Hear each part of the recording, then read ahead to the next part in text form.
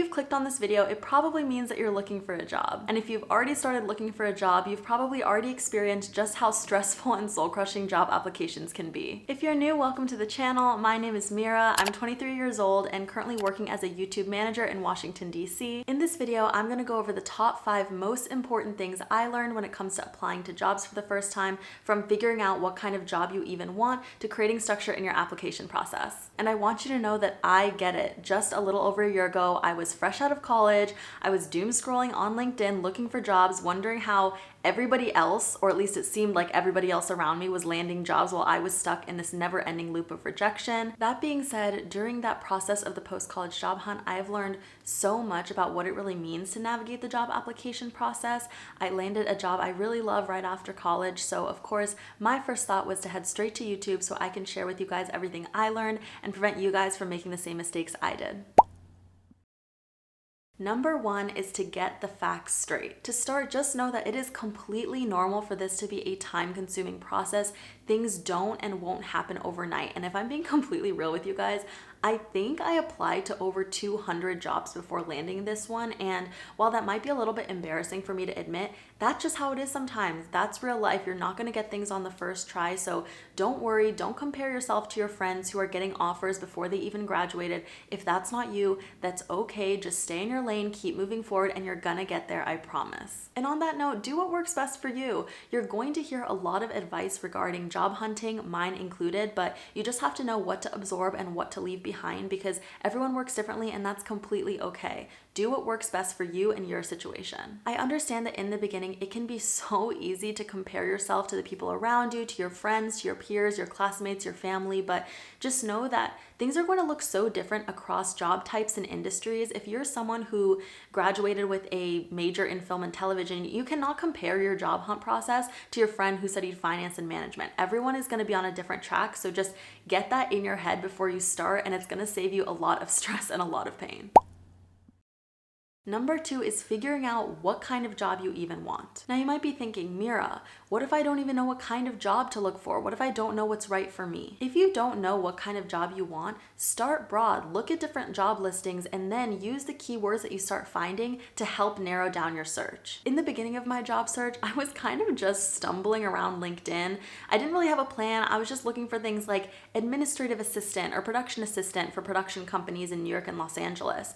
But what I realized was, as I kept looking up these jobs and reading the descriptions, I was kind of building up my bank of like keyword vocabulary to see the jobs that I wanted to see. So for example, every once in a while, like channel strategy would pop up or YouTube channel manager would pop up, and I'd think, I didn't think to search for those in the beginning, but as I'm reading these descriptions and seeing these keywords pop up, I'm gonna take those words and kind of reinvest them back into my search. These various job postings are then going to give you the language to figure out what jobs are actually a good fit for you. Also, I'm sure that some of you watching this video are watching so you can figure out how to land your dream job. And so I want to give you a piece of advice that one of my favorite college professors gave me back when I was in school. And it was just a reminder that this job doesn't need to be the job, it's just a job. And what she means by that is that it's just there to get your foot in the door. You don't need to land your dream job on the first try. I mean, realistically, how many people have been working at the same job their whole life? I know at least today, I think that's changing a lot. People are starting to job hop more, look at different places. So just know that this first job is just a way for you to learn about what you like, what you dislike, get your foot in the door, make some connections, and then you can always climb your way up to a different job or a dream job later on. I personally love this advice because I feel like it really helps take the pressure off and just keep you from getting stuck in that perfectionist loop. Additionally, that first job is going to teach you so much about what you actually want in a career and what's a good fit for you. I know that for me, I can be a bit of a perfectionist sometimes, so I will try to research and research and research, but in the end, no matter how much you study up on an industry or study up on a career, it's really the experience that's going to tell you whether or not a job is a good fit. Number 3 is about creating structure. In your job search, give yourself some kind of timeline and structure. Now, this could look a little bit different for everybody, but for example, what I did was in my free time, I would scroll on LinkedIn and then I would go and just kind of save all of the job listings that I liked. And then on a weekend or a time where I had like a larger 3 to 4 hour block of free time, I would go back to that saved list and apply to all the jobs I thought matched my profile. Creating structure also applies to your resume and your cover letter. So what I would do is I would have a base resume or base cover letter that I would just have sitting in my Google folder. And then as I was applying to different jobs, I would tweak them ever so slightly to match that position. Because you don't have the time to be individualizing every single resume and every single cover letter to every job you're applying for. That would take you actually forever. And so when you're doing that, for example, I would have 3 base resumes. And so one was for production and onset jobs, one was for writing jobs, and one was for administrative positions. The skills and experience required for kind of those 3 industries within the larger industry I was looking at could be a little bit different, which is why it was helpful to have 3 kind of base copies that I could quickly tweak and work off of depending on what job I wanted. Then from those base resumes and cover letters, whenever I had a new job application I was working on, I would just slightly tweak those to better match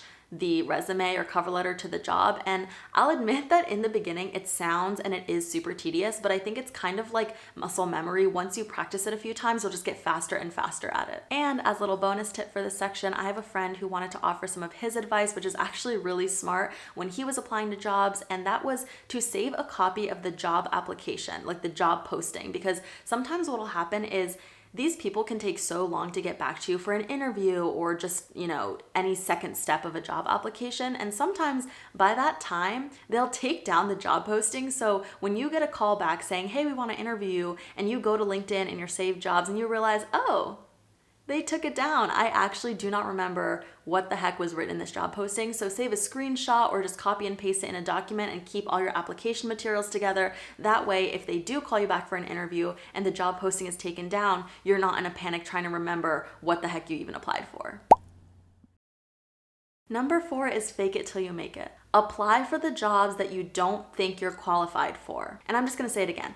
Apply to the jobs that you don't think you're qualified for. I mean it. For reference, the job I currently have said in the job listing that you had to have at least 2 years of experience working for a large scale organization's YouTube channel and be like very experienced in YouTube channel management. I think at this point, I was only ever running my own YouTube channel, which as you guys know was a hobby at that point in time. And I think my channel had maybe 600 or 700 subscribers. And I remember looking at that job posting thinking, oh, I feel like I could do this, but there's no way that they would want me. They're gonna see that the only channel I've ever run is my own personal channel and it only has 600 subs. And looking back, obviously, I am so glad I applied. I cannot believe I almost didn't apply to this job, and I've been working here for a little over a year and a half. I love my job. I love my coworkers. I have so much fun living in Washington, D.C., which is a city I'd never really known before moving here for this job. And something I like to tell my friends who are applying for jobs but are maybe nervous or feel like they're not experienced enough, I'm just like, why are you trying to do their job for them?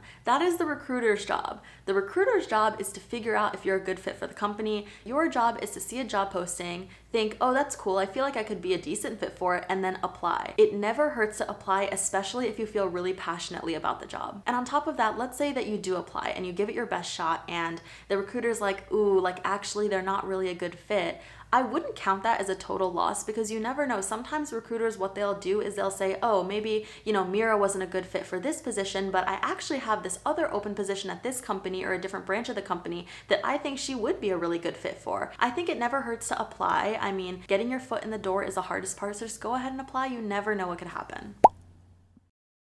Number 5 is to follow your passions. Now, this piece of advice might be a little bit more relevant to those of you who are in creative industries, but follow your passions. I mean, for me, I started this YouTube channel in the pandemic just for fun. I was bored. It was like a really fun creative outlet, and it landed me a job. I'm now working for a really large media company, and it's so interesting because when I submitted my YouTube channel on this application, I was like, ooh, like I feel kind of silly, like maybe it's a little bit embarrassing, but it ended up landing me the job, and I had no idea back then that something that I just started as like a COVID pandemic hobby would lead me all the way here to a new city, to a new life with great coworkers and a great job, great work experience. So follow your passions because you never really know what could come from them. Also, one of my friends had a very lovely sentiment that I want to add to this video, and he wrote it down in a note, so I'm just going to read it.